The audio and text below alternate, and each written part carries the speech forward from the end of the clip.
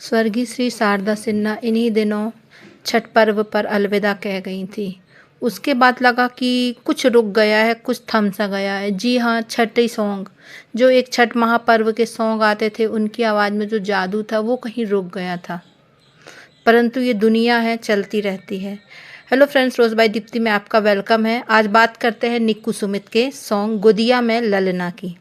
जी हाँ, जब लग चुका था कि छठ पर्व का एक सॉन्ग का एक जान जो होती है ना, वो कहीं चली गई है।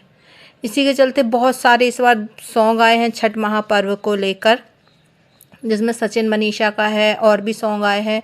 परंतु एक सॉन्ग है गोदिया में ललना, जिसके रोल प्ले किया है निक्कू और सिमित ने। इन्होंने उस सॉन्ग में जान डाल दी है। किसी भी सॉन्ग की जान होती है उसकी भाव और भंगिमा। यह एक सैड सॉन्ग है और एक पूरी स्टोरी को लेकर दर्शाया गया है। एक ऐसे माँ बाप की स्टोरी है जो एक बच्चे के लिए तरस रहे हैं। जब इस गाने की स्टार्टिंग होती है और जो निक्कू है वो एक माँ को बच्चा खिलाते हुए देखती है, तो उसके चेहरे से जो एक्सप्रेशन आते हैं ना, वो दिल को रुला देने वाले आते हैं। उसके अंदर की जो भावनाएं हैं पूरे फेस पर आती है। उसने बहुत अच्छे से इस रोल को प्ले किया है।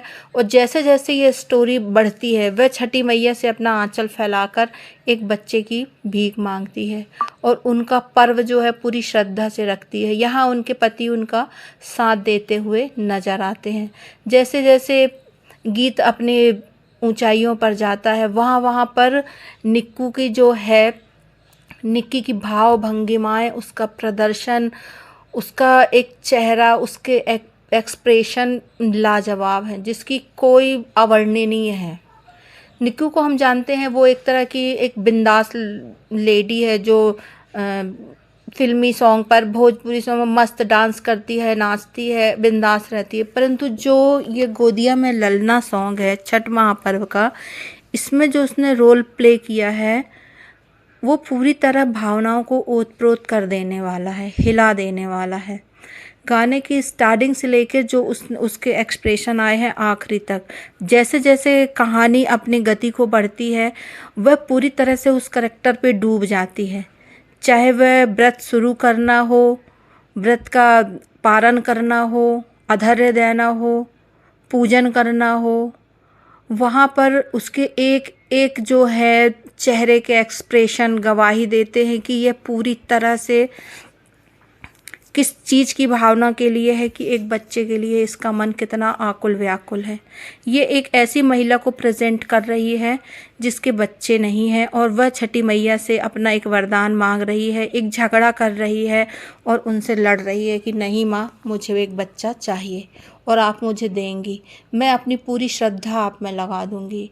यही इस गाने में दिखाया गया है और इस गाने में खरी उतरी है निक्की बहुत ही अधिक। उनके पति ने जो उनका साथ दिया है, कुल मिला के ये जो सॉन्ग, ये गाना बना है छठी मैया पर, ये पूरी तरह से सुपर हिट है। और ये गाना लॉन्च होने के 20 घंटे बाद ही हाइप नंबर 1 पर आ गया, ट्रेंड कर गया ये सॉन्ग। और ट्रेंड करना भी चाहिए। इस सॉन्ग को जैसे प्रेजेंट किया गया है, ये बहुत ही ब्यूटीफुल, बहुत ही सुंदर प्रस्तुति दी गई है। और भी इसके साथ में गाने लॉन्च हुए हैं, वह भी बहुत अच्छे हैं, परंतु जो इस गाने को हाइप मिली है वो किसी भी गाने को नहीं मिली है। एक बात और है, इसमें जो एक आधार बनाया गया है कि किसी स्त्री के पास एक बच्चा नहीं है और वो उस बच्चे के लिए छठी मैया से झगड़ा कर रही है, तो मेरा मानना है कि जिस भी औरत के पास बच्चे के लिए तरस रही है, छठी माँ उसको एक बालक प्रदान करे, बालिका प्रदान करे, उसकी गोद भरे। परंतु मैंने देखा है कुछ लोग जो होते हैं ना, किसी महिला को, किसी लेडी को अगर बच्चे नहीं होते हैं तो इतना गंदा गंदा बोलते हैं, इतना गंदा गंदा बोलते हैं कि उसका समाज में जीना मुश्किल कर देते हैं।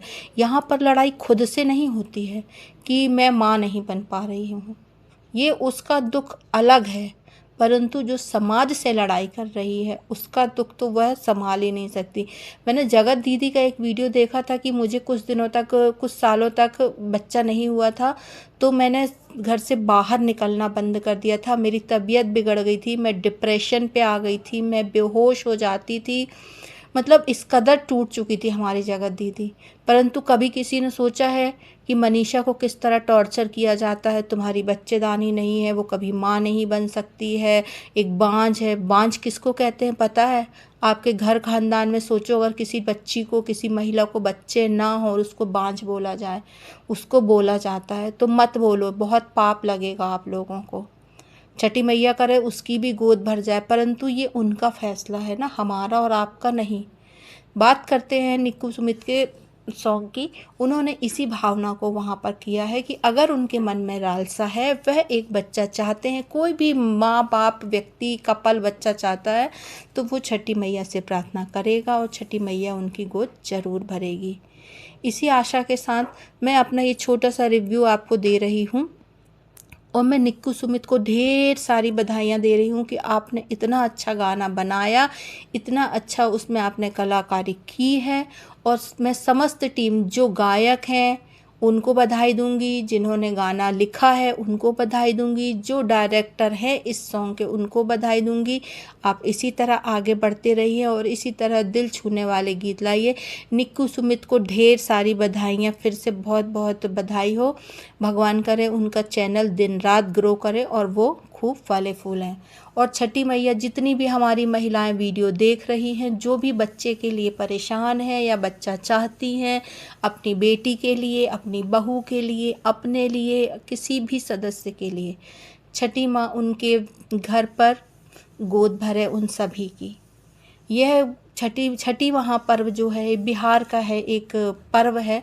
हम तो इस पर्व से अछूते हैं क्योंकि हम बिहार से बिलोंग नहीं करते हैं, परंतु गाने की लिरिक कुछ समझ में भी नहीं आती हैं, परंतु जिस तरह से उस गाने को चेहरे से भाव भंगिमाओं से प्रदर्शित किया गया है, वह पूरी तरह से समझ में आता है कि एक कलाकार क्या कहना चाह रहा है। उसकी लिरिक तो कहीं कहीं मिस भी हो जाती हैं हमारे कानों में कि वो क्या कहना चाह रहा है, परंतु जो चेहरे के एक्सप्रेशन है वो सारी चीज़ बता देते हैं कि क्या कहना चाहता है।